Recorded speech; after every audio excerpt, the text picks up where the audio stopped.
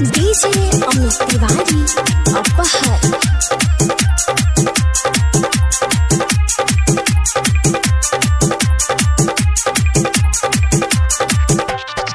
करे के तू मनमानी सबते बाटे चरानी। अच्छा छोरी तू पछते दे हो तो बड़ा नकसानी। तोरा की होय छ गे करे के तू मनमानी सबते बाटे चरानी। छोरी तू पछते दे हो तो बड़ा नकसानी। छोरी 16 के जे सब कोले बे मैनेज कला फाट छछाती तोहर। सब छोड़ के दोई छिए ओफर रोजे बदल छिए हम लवर। सब छोड़ के दोई छिए ओफर रोजे बदल छिए हम लवर। और बुझले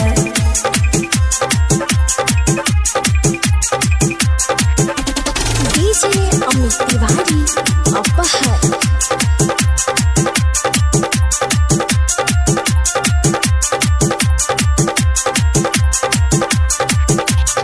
मौका के फायदा उठावे छ यार से। बेसी नहीं हे तो बोल। बियाह की देबे बतारे के गई। हमरा लबल छोरा मुंह संभर के सबकी छोरा देबो सैंडल से मार के।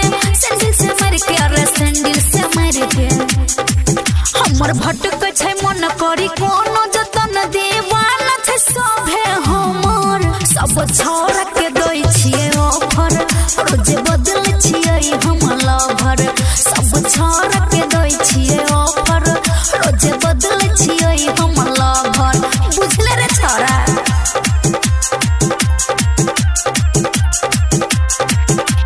डीजे अमित तिवारी अपहर। तोरे तो तारा जागे गाँव शहर में उ त छिटे गली छिए। लुटाई सब काचे उमर में गई। सब छै पागल